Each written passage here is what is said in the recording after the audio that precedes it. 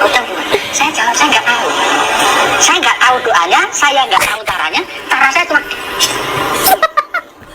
dia kata, saya pengen ngobrol sama dia, tak kasih kopi kalau kita ngobrol. Anjing. Manggil kodam. Lu manggil waiter. Kalau yang saya lihat tujuan pesulap merah memang bagus ya. Saya katakan dia membongkar trik-trik yang ibaratnya membawa nama agama lah, bisa dikatakan nama agama yang harus pakai bacaan doa ini, doa itu dan lain sebagainya. Di sini sebetulnya alurnya bagus, tapi kok semakin kesini itu kok semakin gak jelas. Nah, kenapa saya mengatakan gak jelas? hati-hati kalau ngomong. Video kali ini gue akan kembali membongkar rahasia di balik ilmu yang katanya hitam dan ilmu yang katanya putih. Karena ini adalah ilmu merah. Bus. Pada ilmu merah kali ini gue akan menanggapi seseorang yang ahli dongeng. Ya, karena memang belakangan ini lagi musim ya, orang-orang tukang dongeng yang ceritanya tuh dulunya. Ketika dimintain, coba buktikan dong apa yang lu klaim itu dulunya, tapi dipraktekkan sekarang. Mereka alasannya sekarang udah tobat dari ilmu-ilmu semacam itu. Kalau dongeng semacam itu, ya semua orang juga bisa. Gue juga bisa bilang, dulunya saya bisa terbang. Dulunya saya bisa jalan di atas air. Dulunya saya tuh yang melindungi bumi dari serangan naga. Ketika buktinya mana? Coba jalan di atas air. Gue tinggal jawab, ya itu kan saya yang dulu. Kalau sekarang saya udah tobat. Ya, yang kayak gitu mah semua orang bisa gitu. Kalau gue pribadi, gue nggak pernah mempermasalahkan lu ahli dongeng, jago bikin cerita yang semacam itu, ya terserah. Karena memang masyarakat Indonesia banyak yang suka dibodoh-bodohi dengan cerita-cerita dongeng yang semacam itu. Tapi kalau lu nyenggol gue pastikan gue bahas. Karena ini ada nih salah satu ahli dongeng yang katanya ahli spiritilil atau spirikintil, katanya yang paling ngaku asli nih ya. Ini nyenggol gue nih, konyol. Dan seperti biasanya kalau dukun-dukun itu, semua dukun hampir sama, omongannya nggak pernah konsisten. Jadi dia di podcast ini dongengnya A, di podcast ini dongengnya B. Jadi memang kadang-kadang malah dia ngebantah pendapatnya dia sendiri gitu. Maka dari itu sekarang gue akan bahas Arjuna, Mas Arjuna tukang dongeng. Kita lihat. Ketemu dengan saya kembali ke Arjuna Samudra ya. Di sini saya nggak akan bertele-tele, di sini langsung saja saya akan bilang saya ini dukun. Kenapa saya mengatakan saya dukun? Dukun itu bagi orang Jawa itu duduk rukun. Dukun bagi orang Jawa enggak? Duduk rukun itu Dukun bagi dukun itu. Kita menjalin perseduluran. Nah, ini pembenaran dukun-dukun sebenarnya. Ntar gue jelasin. Berarti dukun itu dukun cabul, dukun beranak, dukun ini nggak ada. Saya orang Jawa, saya asli orang Jawa Tengah. Gitu. Saya juga orang Jawa, tapi nggak meyakini tentang dukun dan spirikintil. Saya orang Jawa Tengah, Wonogiri. Kali ini kan banyak sekali tentang pemberitaan pesulap merah, Samsudin dan rekan-rekan yang lainnya. Di sini saya melihatnya gini, saya melihatnya kenapa sih kok pada ribut-ribut sendiri, pada cari, mohon maaf nih, salah kata ya, pada cari muka, action ke sana kemari itu untungnya apa? Itu yang jadi pertanyaan saya itu di situ. Kalau hal seperti ini terjadi terus-terusan berlarut-larut, hasilnya apa yang Anda dapatkan, apa keuntungannya apa gitu. Justru malah di mata masyarakat kelihatannya image-nya malah buruk gitu. Oke. Baik. Jadi pertama saya akan bahas tentang dukunnya dulu. Dukun itu memang banyak pembenaran dari dukun itu sendiri yang menyebut dukun itu artinya adalah duduk rukun. Ada yang bilang juga dukun itu adalah duduk tekun. Nah, itu pembenaran dari para dukun ini sebenarnya. Karena dari zaman dulu dukun itu adalah pengobat tradisional dikenalnya. Makanya ada dukun pijat, dukun beranak. Karena dulu sebelum adanya dokter, para pengobat ini disebutnya dukun. Nah, tapi sayangnya seiring perkembangannya zaman, nama dukun ini mulai berganti arti. Jadi ahli spirikintil atau ahli spiritilil nih. Jadi seolah-olah dukun adalah orang yang mengetahui perihal goib. Nah, akhirnya semenjak berganti nama itu, makanya gue bilang dukun itu cuma ada dua, kalau nggak nipu ya cabul. Karena memang dukun udah berganti nama nih. Dan bahkan untuk dukun-dukun sekarang ini yang mengaku mereka dukun atau yang sok tahu tentang hal goib, gue menyebut dukun itu adalah dungu tekun. Yang dibongkar-bongkar di ilmu merah itu adalah dukun-dukun yang berarti dungu tekun adalah orang yang tekun menyebarkan kedunguan ke masyarakat. Maka dari itu nggak tepat kalau dibilang dukun itu adalah duduk rukun, duduk tekun, adalah orang yang bersaudara. Lah kalau kayak gitu berarti zaman dulu semua orang disebutnya dukun dong. Ayo, bantahannya gampang banget. Kalau memang dukun itu artinya duduk rukun, berarti semua orang manusia disebutnya dukun. Karena kita manusia adalah makhluk bersosial. Tapi nggak ada tuh. Zaman dulu kan beda, ada profesi dukun. Makanya dukun itu arti aslinya adalah pengobat tradisional. Bukan duduk rukun, itu pembenaran dari para dukun-dukun di zaman sekarang. Nah, makanya gue kalau pembenaran dari dukun kayak gitu, gue juga bisa nyikat-nyikat kayak gitu kan. Dukun itu adalah dungu tekun. Orang yang tekun menyebarkan kedunguan. Terus juga tadi Mas Arjuna tukang dongeng ini menyebutkan apa untungnya ribut-ribut kayak gitu. Ya kalau saya pribadi nih, kalau nanyanya ke saya pribadi, memang nggak ada untungnya. Untuk saya pribadi, saya melakukan pembongkaran rahasia perdukunan ini, semuanya saya ngambil resiko besarnya itu cuma untuk satu, di kehidupan berikutnya. Agar di kehidupan berikutnya, di akhirat nanti, ketika Allah Azza wa Jalla nanya ke saya, apa yang lu udah lakukan dari apa yang gue titipkan pengetahuan di hidup lu nih tentang rahasia perdukunan, gue bisa jawab, saya sudah berusaha untuk memberitahukan ke seluruh masyarakat Indonesia dan dunia bahwa dukun itu cuma ada dua, kalau nggak nipu ya cabul, dan saya buktikan semuanya adalah palsu. Itu pengetahuan yang Allah titipkan melalui hidup saya tuh. Makanya saya udah berusaha semaksimal mungkin nerima jadwal-jadwal TV dari pagi ke pagi pada saat itu untuk mengedukasikan perdukunan itu aslinya AIWO, jenglot itu palsu, bulu perindu palsu, dan semua tentang perdukunan itu palsu. Aslinya adalah scam alias penipuan. Nah, lalu juga dari apa yang saya lakukan ini, dari saya ngebongkar rahasia perdukunan, mengedukasi masyarakat secara jujur dan sesuai fakta, berikut data-datanya saya tampilkan, itu tujuannya cuma satu. Kalau nanti kamu semua nih yang nonton channel ini dan kamu ada yang masuk surga, insya Allah semua, saya harap semuanya masuk surga, dan di surga nggak ngelihat pesulap merah. Please, tolong guys, bantu ingetin ke Allah Azza wa Jal, tolong ingetin bahwa dulu di dunia ada anak muda yang berusaha untuk membongkar rahasia perdukunan agar manusia ini bisa berharap sepenuhnya ke Allah Azza wa Jal, ke Tuhannya lagi, bukan lagi berharap ke manusia, apalagi berharap kesembuhan, berharap keberuntungan, berharap jodoh ke dukun-dukun ini gitu. Tolong ingatkan Allah guys, kalau suatu saat kamu di surga nggak ngelihat pesulap merah atau nggak bisa ketemu pesulap merah, please, karena itu tujuan gue, mengambil semua resiko ini dan membongkar dan mengedukasi secara gratis ke kamu semua.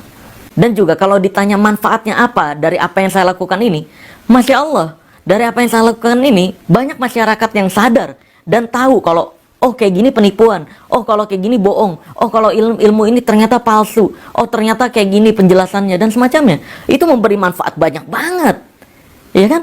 Ini mungkin Mas Arjuna nggak nonton channel YouTube saya, makanya coba tonton biar tahu, oh manfaatnya dari nonton channelnya Pesulap Merah, oh ini loh gitu. Karena isinya edukasi full, 100% sesuai fakta.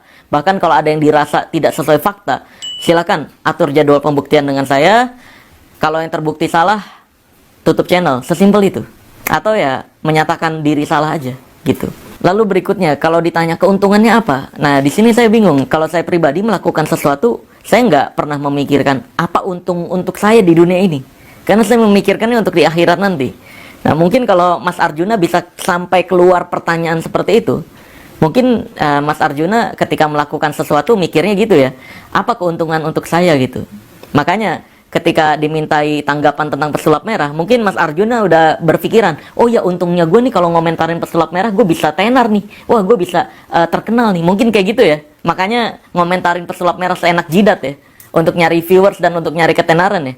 Ya kalau saya pribadi sih alhamdulillah nggak pernah berpikir egois untuk keuntungan saya pribadi gitu. Maka dari itu, dari semua yang saya lakukan, saya tujukan untuk kehidupan berikutnya, yaitu akhirat, insya Allah. Berikutnya, yang di sini niatnya membongkar, yang di sini pakai gimmick, yang di sini pakai ini. Ya ini kan cara orang sendiri-sendiri, cara orang masing-masing untuk memberikan suatu atraksi. Saya katakan suatu atraksi ya, bukan suatu sulap. Menunjukkan suatu atraksi, menunjukkan suatu agar orang ini lebih yakin kepada salah satu istilahnya spirituasi A, si B, si C, si D dengan cara mereka masing-masing. Kalau saya katakan ya tidak ada salahnya gitu. Catat baik-baik ya. Dia mengatakan kebohongan-kebohongan berkedok agama seperti yang saya bongkar-bongkarin di channel saya ini, kata dia, itu tidak ada masalah. Hei, masyarakat Indonesia jadi terbodohi atas hal tersebut. Jadi mempercayai seolah-olah ilmu itu ada padahal nggak pernah ada di dunia ini. Itu jadi pembodohan gitu. Dan di Indonesia ini, di UUD 1945 di pembukaannya, mencerdaskan kehidupan bangsa, itu bagian dari tujuan Indonesia. Maka dari itu, ya sangat penting sekali kita mengedukasikan masyarakat Indonesia. Bro, kalau kayak gini bohong loh. Bro, kalau kayak gini palsu loh. Bro, kalau kayak gini jangan sampai terbodohi loh. Itu penting gitu. Bukan nggak penting, bukan nggak masalah. Saya nggak ngerti ya, Mas Arjuna tukang dongeng ini, mungkin dia nggak peduli banget sama masyarakat Indonesia. Dan dia kembali lagi mungkin, dia memikirkan dirinya sendiri, apa keuntungan untuk dirinya sendiri. Ya memang mengedukasi masyarakat Indonesia, ini nggak bisa berpikir apa untungnya untuk kita. Kita memikirkan keuntungan apa yang bisa kita berikan untuk orang lain. Itu yang disebut bermanfaat.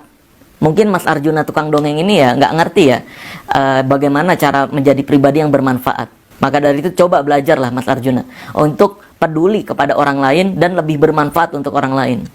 Dan seperti yang gue bilang, dukun itu ngomong tuh nggak pernah konsisten sama omongannya. Kan tadi kita dengar sendiri dia bilang nggak masalah ya.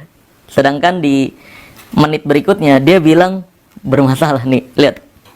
Jadi ini kan antara trik dengan ilmu gaib itu dengerin baik-baik ya. Ini dia ngebantah omongannya sendiri di menit yang lalu. Ya betul. Memang dukun tuh nggak pernah konsisten ngomongnya. Selama saya berdiri spiritual, saya belajar spiritual tuh udah dari SD, dari kelas 4 SD sampai sekarang, bisa dibilang 15 tahun saya menyelami dunia spiritual. Yang namanya ilmu gaib itu tidak bisa dibuktikan secara dohir, secara nyatanya. Terutama contoh kayak tisu kebakar. Terus tahu-tahu kita bisa ngeluarin santet dari dalam tubuh itu saya katakan bisa. Ada yang bisa, ada yang tidak. Ada yang biasanya kalau dalam kita metode melepaskan sebuah kekuatan negatif atau ada kiriman benda pusaka di dalam badan dia, kita pasti melebur itu. Tapi yang saya amati gini, dari sekian orang mereka menggunakan media kelapa yang udah dipotong dulu di atasnya, dengerin baik-baik, masukin paku dan lain sebagainya. Itu kan untuk memanipulasi. Sebetulnya tujuan mereka agar orang ini percaya bahwasanya dia kena santet. Tapi kalau di sini tipenya memanfaatkan, itu kan juga nggak bagus. Nah, kalau dalam pengamatan saya seperti itu. Nah, tadi katanya nggak ada salahnya. Tadi katanya setiap orang kan punya atraksinya masing-masing, jadi nggak ada salahnya. Kok di menit berikutnya mengatakan nggak bagus? Lah itu kan yang pesulap merah sampaikan. Iya kan? Ya hal-hal semacam itu nggak bagus berkedok agama. Kok tadi bilangnya nggak ada salahnya? Nah iya kan? Terbukti ya bahwa dukun itu nggak bisa memegang kata-katanya sendiri, nggak bisa berkomitmen atas kata-katanya sendiri. Secara tujuan pesulap merah sampai awalnya bagus gitu. Tapi yang akhirnya saat ini gimana Ki? Kalau yang saya lihat tujuan pesulap merah memang bagus ya. Saya katakan dia membongkar trik-trik yang ibaratnya membawa nama agama lah, bisa dikatakan nama agama yang harus pakai bacaan doa ini, doa itu dan lain sebagainya. Di sini sebetulnya alurnya bagus, tapi kok semakin kesini itu kok semakin gak jelas. Nah, kenapa saya mengatakan gak jelas? Hati-hati kalau ngomong. Dia juga menggunakan kesempatan untuk menguntungkan dirinya sendiri. Ini mohon maaf nih, penglihatan saya seperti itu. Nah, itu penglihatan dari mana? Mungkin penglihatan kamu burem tuh ya, atau penglihatan dari kebencian kamu tuh, Mas Arjuna ya, tukang dongeng ya. Ini untuk menjawab fitnahan dan penilaian tanpa dasar begini, dia bilang gua nggak jelas lah katanya untuk menguntungkan diri gua sendiri. Lah tadi kan lu sendiri yang ngomong, nggak ada untungnya. Iya kan? Sekarang dibilangnya gue nyari keuntungan sendiri. Itu penglihatan dari kebencian lu. Dan gue bisa menjawab fitnahan ini pakai kata-kata lu sendiri. Nih, di podcast lainnya. Karena memang dukun kayak gitu. Di podcast A kelihatannya kayak gini ngomongnya, di podcast B ngebantah kata-katanya sendiri. Nih, dengerin ya Mas Arjuna ya. Ini kata-kata lu sendiri. Kamu pahami kritik saya kalau kamu tidak takut sakit. Tuh. Kamu jangan hanya melihat di saat saya di atas, di saat saya berjuang, kamu senapa. Apa kamu tahu perjuangan saya? Getih saya, sendal yang saya pakai sampai berapa saya sampai nggak bisa apa-apa, bangun sendiri, berdiri sendiri, naik tangga sendiri. Apa kamu tahu? Kamu Kamu jangan hanya menghina seseorang Tuh. dengan perkataan. Dengerin. Kamu ini, tanpa kamu merasakan sendal dari orang tersebut. Tuh, Berarti di sini Tuhan menakdirkan jalan hidup seseorang ini perjalanan sendiri. dengerin. Untuk menemukan sebuah hidayah ini itu sendiri.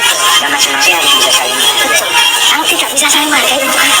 Tuh, untuk apa? Jangan hanya kamu bisa mencela orang, mengatakan orang. Kalau saya jadi, kamu mengatakan orang apa? Kamu itu siapa? Tuh, lu siapa? Tuhan bukan, saudaranya Tuhan bukan, nabi bukan. Gak usah mencoba. Lebih baik kamu mengkaca dulu, kamu mengoreksi diri sendiri. Kamu udah benar. Tuh, dengerin Mas Arjuna. Kan itu kata-kata lu sendiri. Dengerin. Jangan sembarangan mencela seseorang. Karena lu nggak pernah ngerasain sendalnya gue kan. Iya kan? Apa niat aslinya gue nggak pernah tahu kan. Ngobrol langsung aja nggak tahu kan. Kok bisa mencap gue terlihat seolah-olah, kata dia, penglihatan dia ya, seolah-olah nyari keuntungan sendiri. Keuntungan dari mana? Channel YouTube gue nggak ada satupun isinya drama. Semuanya full 100% edukasi, bahkan bisa dibuktikan faktanya. Jadi gue ingatkan pakai kata-kata lu yang di video yang lainnya tadi ya. Jangan mencela seseorang kalau lu nggak pernah tahu sendalnya seseorang tersebut. Sedangkan di sini juga kalau dikata pesulap merah itu dia mulai tenar tuh mulai kapan gitu. Sedangkan Gus Samsudin juga ini siapa, mulai tenar juga mulai kapan gitu. Kenapa dia nggak nyerang orang-orang yang bener-bener apa ya, kalau orang Jawa mengatakan orang pinunjul. Orang pinunjul itu orang linueh yang memiliki kelebihan ilmu spiritual dalam kebatinan. Yang benar-benar orang pinunjul, kenapa dia nggak nyerang ke situ? Malah justru dia membongkarnya orang-orang yang baru. Nih ya Mas Arjuna ya, dengerin kata-kata gue dengan baik. Channel ini dibuat dari tahun 2018 dan membongkar seluruh dukun-dukun yang diyakini dari dulu adalah itu ilmu asli. Bahkan banyak pembuktian-pembuktian dari orang-orang dukun-dukun yang mengklaim mereka punya ilmu kesaktian asli. Bukan Samsudin doang di channel ini. Enggak. Channel ini dibuat dari tahun 2018. Dari 2018 itu sampai 2024 ini, seminggu dulu sekali, sekarang seminggu 2 kali setiap hari Selasa dan Jumat, itu ngebongkarin rahasia dukun yang terbaru terus. Dan semua hal yang dianggap kesaktian asli dibongkar faktanya dan kebohongannya semua di sini. Bukan Samsudin doang, enggak. Lu kalau nggak tahu apa-apa jangan banyak bacot gitu. Lu kebiasaan dongeng sih, bikin-bikin cerita. Terus juga tadi dia bilang, kenapa nggak ngebongkar orang yang punya kesaktian asli? Ya udah, tunjukin aja ke gua sini. Lu cari deh dukun yang paling sakti yang menurut lu, atau lu ngerasa diri lu sakti. Ketemu gua, pembuktian. Praktekin apa kesaktian lu? Gue jamin, gue praktekkan hal yang sama persis di depan lu. Gue bongkar rahasianya dan kedustaannya. Berani? Kalau gue berani aja, atau silahkan carilah orang-orang yang ngerasa dirinya sakti atau yang lu klaim dia memiliki kesaktian asli yang nggak pakai trik. Ketemuin sama gue. Nih nomor admin gue tampilin ya. Bikin jadwal pembuktian sama gue. Gue jamin, gue praktekin sama persis kesaktian yang dia praktekkan dan gue bongkar langsung di depan mata lu. Jadi di sini kalau gue dimintai tanggapan ya terkait Mas Arjuna ini, ya dia ngomentarin pesulap merah kayak gini ya. Satu, dia nyari keuntungan untuk ketenaran pribadi. Itu sih dari yang saya lihat. Gue pakai kata-kata lu tuh. Gue juga bisa ngomong kayak gitu kan. Ya dan faktanya memang kayak gitu kan. Lu nggak tahu apa-apa tentang hidup gue, lu nggak tahu apa-apa tentang tujuan gue bikin channel ini, lu nggak tahu juga semua hal yang udah gue bongkar-bongkarin di channel ini. Tapi asal berkomentar aja gitu. Ya itu efek dari kebiasaan ngedongeng, cerita-cerita halu. Terus orang kebetulan ada yang percaya sama cerita-cerita halu tersebut, lu keterusan gitu. Makanya hati-hati kalau ngedongeng. Jadi lebih dasarnya gini, gimmick ini sendiri, ilmu gaib ini sendiri. Hoi. Kalau ilmu gaib yang bisa merasakan itu roso. Kalau bahasa orang Jawa, roso ini pangroso.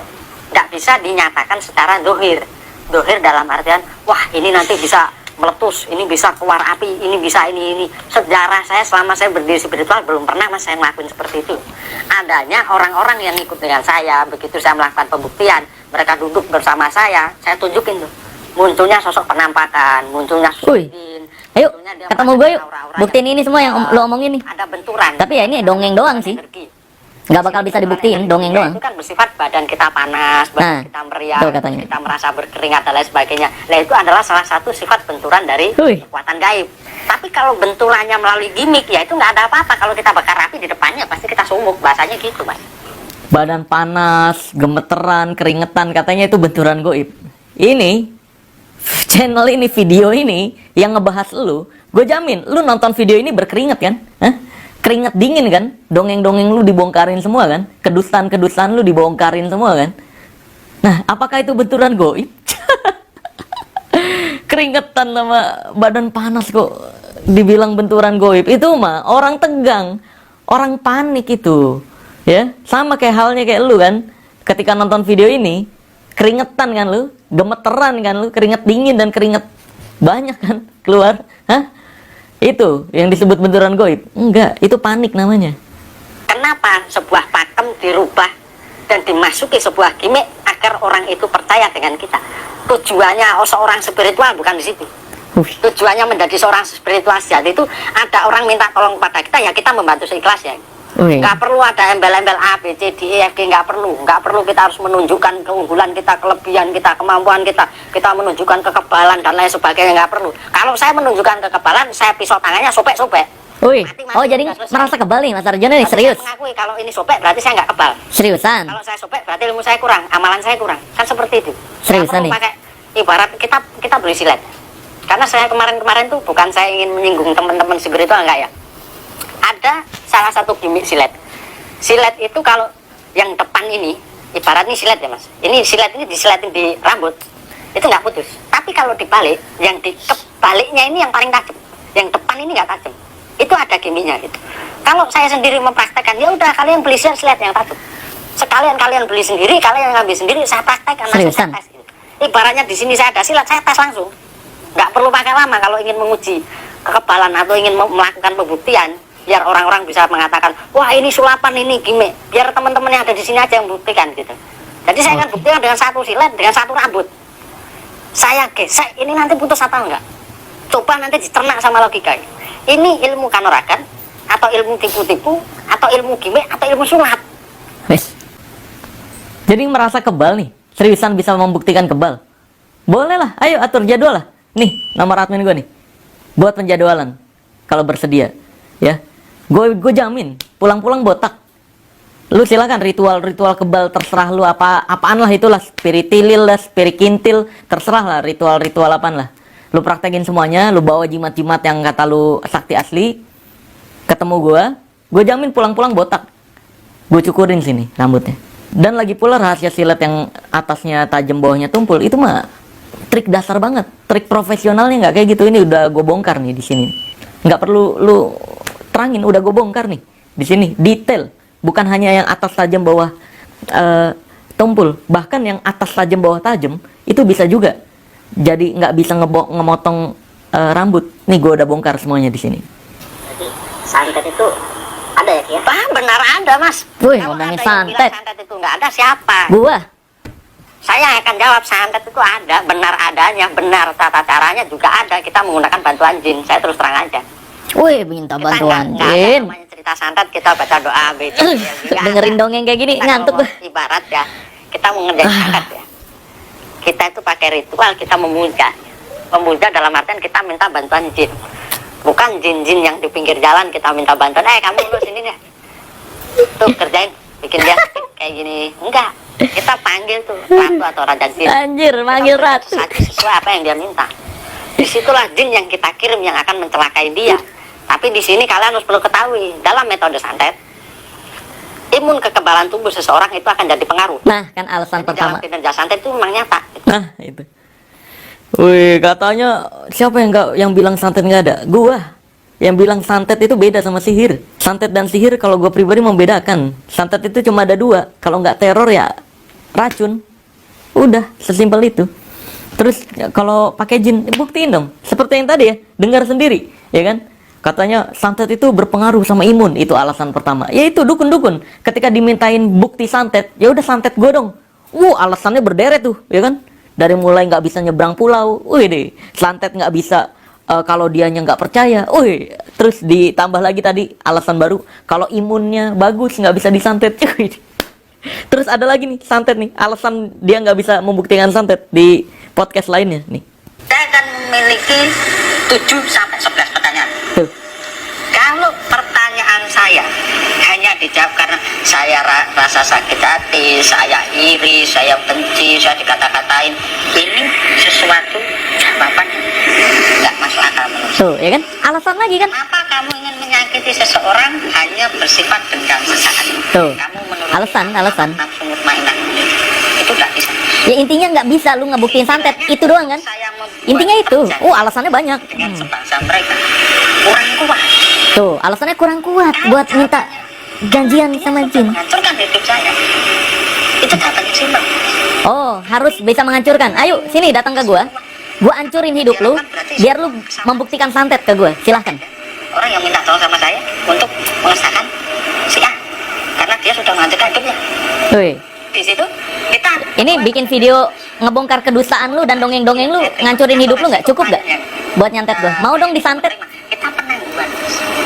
Dan kita Mau dong diguna-guna? Cita-cita banget nih gua disantet sama diguna-guna dari dulu. kita pindah dalam diri kita tembak ya mas dalam keseluruhan. Wih, ditembak. Ada juga yang harus seperti ini. Mas, Mbak, tolong pegangin. Bayangkan ini targetmu. Lampiaskan semua emosionalmu ke dalam boneka ini. Iya. Ini kan ada energi resapan kan, Mas? Wih, energi resapan. Dari tadi ini kan meresap. Teori dari mana itu? Set, masuk semua. Set masuk Tinggal tuh. action aja. Oh, ini udah masuk. Asik. Tinggal kita tentukan beberapa titik-titik.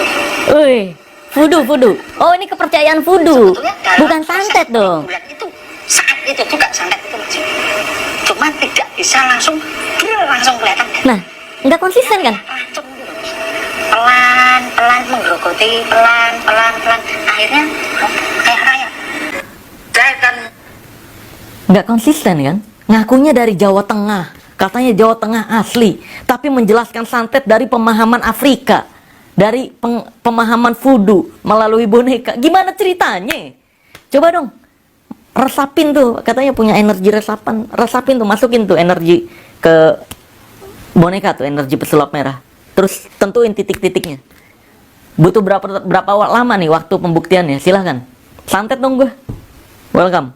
Selalu ada aja kan alasan untuk dukun-dukun ini nggak mempraktekkan santetnya, karena memang iya nggak pernah bisa terbukti santet itu, dan sampai sekarang memang nggak ada buktinya juga santet metode goib. Gimana dong?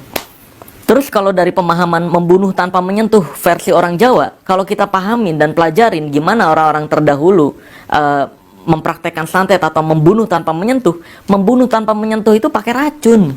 Maksudnya bukan goib, bukan nyuruh ratu jin atau raja jin. Itu bullshit. Itu mah halu banget. Palsu. Pernyataan kayak gitu. Membunuh tanpa menyentuh metodenya orang Jawa, itu pakai racun. Racunnya juga gue tahu. Mau ngerasain nggak? Kalau mau ngerasain ya boleh sih. Nggak nyampe ngebunuh sih, nggak langsung ngebunuh memang racunnya. Ini butuh waktu 7 hari sampai 2 minggu untuk sampai benar-benar terbunuh atau meninggal, karena metode racunnya orang Jawa itu bukan langsung meninggal, ngebuat hidupnya tersiksa dulu, muntah darah, BAB darah dan semacamnya. Kalau mau ngerasain dan bersedia sih ya tanda tangan di atas materai, nanti gue praktekin racunnya. Ada, gue tahu kok. Gue mau pelajari santet dan teluh dan semacamnya itu secara mendalam, jadi tahu persis racun apa yang dipakai. kita juga harus antisipasi juga kan untuk tim kru di sini. Kenapa tadi saya juga menyalakan dupa, tujuannya untuk saya minta keselamatan agar Wih. semua tim kru juga tidak kena efek atau dampak dari saya membawa benda seperti ini. Mungkin langsung aja. Apa sih? yang Ki Arjuna bawa ini? Ini yang saya bawa, saya terus terang aja, ini adalah Boneka. jenglot ya ini. Ya, itu boneka jenglot Mungkin yang terbuat dari hewan nih. Gue nggak tahu sih ini terbuat ini bukan dari hewan sih. Ini yang terbuat dari busa nih. jenglot ini memiliki ilmu yang tidak pakai dengan Katanya frontal ya. dalam arti gini. Ketika orang memiliki jenglot Dan ini emang dari busa ini. udah sakti mandraguna dia diapa-apain nggak bisa bla bla ini dan lain sebagainya nggak bisa. Tapi di sini saya datangkan untuk sebagai pembahasan di malam hari ini. Ah, Ini pembahasan saya apa? menyebutnya, nah ini dari rambutnya ya, Rambutnya ngambil dari salon, ditempel kan? ini dari segi moncong taringnya pun kan masih Moncong taringnya kan itu karena sebelum hiasan tuh, dari tanah tuh, dikasih kalau lem. nggak saya kasih makan biasanya dia agak frontal. Oh, nggak dikasih makan Dia frontal. agak frontal gitu. Oh, jadi katanya di sini jenglotnya ini untuk pelindung ya, nggak bisa diapa-apain. Waduh, ini jangan-jangan gue nggak bisa disantet, diguna-guna dan dukun semuanya ketahuan bohongnya gara-gara gue punya jenglot ya. Waduh, tapi jenglot gue belinya 30.000. Ada yang 5.000 rupiah sih. Gue beli di Rawabening tuh.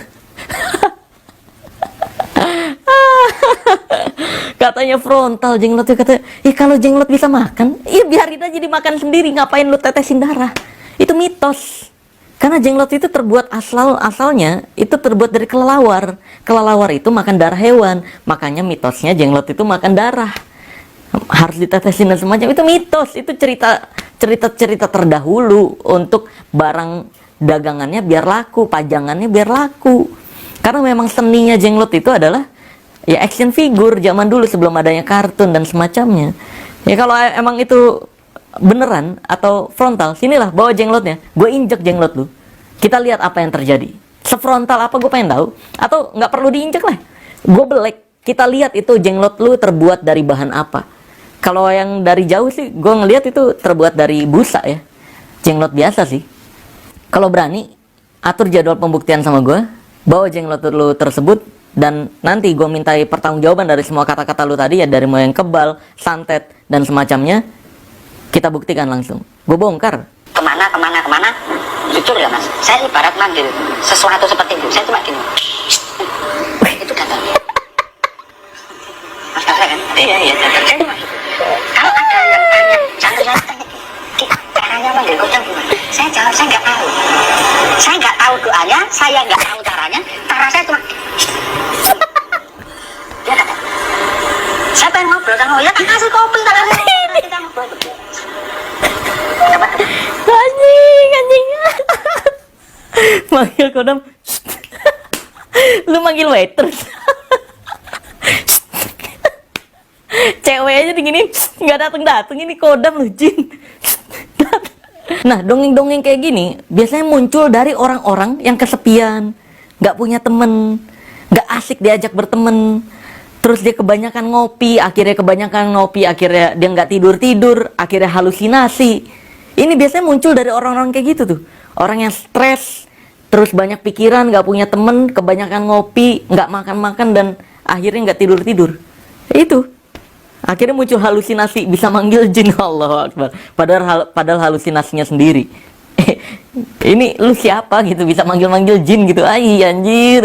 Dulu mas, yang saya anut itu Siti Jenar. Itu guru besar saya. Wih, guru besarnya Siti Jenar. Memberitahu saya akan sifat kamu itu adalah Tuhan. Siti Jenar ngasih tahu dia, ini kan halu banget. Siti Jenar meninggalnya tahun 1500-an guys. Kini tak balik. Lalu hidup di tahun berapa sekarang bro? Tak buka. Ay. Di sini langit, jagat dhuwur. Anjir, Tuhan lu. Saya pernah bilang gitu, kamu tiap hari sholat, kamu tiap hari sembahyang, ya kamu dapat apa? Ayo, kamu ikut saya. Tetap ke pohon. Saya itu mas. Nah iya kan, halusinasi dongeng lagi nih. Apa yang nama ikut saya? Dulu ular kan, gini kan jadi pusaka. Anjing, ular digini jadi pusaka. Kelabang digini jadi pusaka. Anjing. Wih, Kita diberikan kelebihan, dan kelebihan dongeng ini parah sih. untuk menyihir segala apa saja. Ini parah halusinasinya nih. Apapun yang kita ucap itu terjadi. Wah, ini akut sih guys nih, parah halusinasinya nih. Gue nggak tahu ya se-stres apa dan se-desperate apa hidup dia, atau dia sebegadang apa zaman dulu ya, sampai dia berhalusinasi kayak gitu tuh. Karena itu biasanya muncul dari orang-orang yang kebanyakan begadang, stres, nggak punya temen, akhirnya halusinasi dan bikin-bikin kehidupan sendiri dengan kesendiriannya tersebut. Tapi mas, ada tadi itu menggerogoti diri saya sendiri. Menggerogoti katanya. Kerasa. Dulu badan saya nggak segini mas, kecil. Lah emang lu Sini kempot. emang sekarang gendut. Saya makan nggak pernah mau tiap Nah. hari minumnya es kopi. Nah ini. Es kopi terus kalau mulai sampai 2 hari lah. Nah iya kan. Biasa nggak pernah tidur. Makan itu sehari cuma sekali. Nah tuh bener kan. Bahkan nggak kayak gini. Nah ini. Udah kurus kering kecil tinggi. Tapi sekalipun saya minta apapun itu terjadi. Nah itu kan. Hitungan waktu mas, nggak pakai jam detik menit nggak pakai. Hitungan kita jam 4 barat ya mas, saya diem. Oh diem. Saya pengen ini. Saya pengen ini. Oh datang. Dikasih tahu. Ih anjir. Biar, kan jalur apa? Aku jalur iki ya. Ya udah kamu tunggu dulu. Kamu buang rezekimu sih. Ih. Kamu kasihkan orang. Nanti kamu dapat uang. Bener mas. Iya asik dong tuh itu. Dongeng. Saksinya istri saya. Ahli dongeng. Saya lagi pusing kepalanya. Mbak aku besok mau bayar ini. Gimana caranya? Ya udah. Kamu pergi beli. Tepat bu. tunggu, habis ini kamu dapat transferan orang mas. Dapat transferan tebar burung anjir. Parah halusinasinya akut sih ini orang. Itu di zona-zona di mana saya menyelang dominan hitam. Ibarat jurang jeruk besar tapi kadung jeruk besar. Wih, ya kan? Bener kan apa kata omongan gue kan? Cerita-cerita dongeng kayak gitu muncul dari orang yang desperate, nggak punya temen. Terus dia akhirnya membuat kehidupan halusinasinya sendiri, bilang punya teman imajinasi lah. Terus akhirnya ngopi-ngopi, begadang-begadang. Tadi untung dia ngakunya begadang 7 sampai 10 hari. Nggak bilang 12 hari, 13 hari. Kalau nyampe 12 hari, 13 hari udah dipastikan bullshit. Karena menurut penelitian manusia maksimal bisa nggak tidur itu 11 hari. 11 hari doang. Untung dia tadi 7 sampai 10 hari. Ya wajar sih, dia makanya muncul dongeng-dongeng dan halusinasi yang dia bilang tuh kayak manggil jin gitu. Kayak tadi yang dibilang bisa munculin apapun gak nyampe semenit 2 menit. Coba dong, kalau emang bisa munculin apapun dalam semenit 2 menit, sumpah nih mohon maaf banget nih, sumpah demi Allah, gue akan bilang kayak gini, gue akan mewujudkan, gue pengen muka gue kayak Lee Min Ho, langsung buat gitu kan. Kan faktanya, aduh gimana ya ngomongnya ya? Kan faktanya nggak gitu realitanya. Kalau emang kayak gitu lu udah jadi miliarder kayak gimana tahu? Lu tinggal pengen, aku pengen jadi miliarder. Wih, langsung jadi kan. Tapi faktanya Anda masih harus pergi dari podcast ke podcast untuk nyari nama dan duit kan. Untuk nyari keuntungan kan. Berikutnya kita akan dengerin dongeng-dongengnya dia ya. Karena kalau dengerin dongeng-dongeng kayak tadi nih, anjir gue ngantuk banget anjir. Dengerinnya halusinasi, karena bayangin ketemu pun kita mintain bukti dari apa yang dia omongin, nggak bisa guys, nggak bisa. Dia bakal beralasan udah tobat sekarang. Saya yang sekarang bukan saya yang dulu, gitu. Ya kan itu banyak kan yang ngakunya dulunya dukun santet lah, ngakunya dulunya dukun yang menjaga Indonesia dari serangan santet lah dan semacamnya. Itu kan dongeng-dongeng yang nggak pernah ada buktinya kan. Ya terserah lah, selama lu nggak nyenggol pesulap merah, gue nggak akan bahas. Tapi kalau nyenggol pesulap merah ngomong macam-macam kayak gini, gue bongkar kedustaannya. Ya, kita dengerin dongeng berikutnya nih. Orang jalan itu nendang saya rasa kita sama brengsek kamu. Dia nggak tahu saya.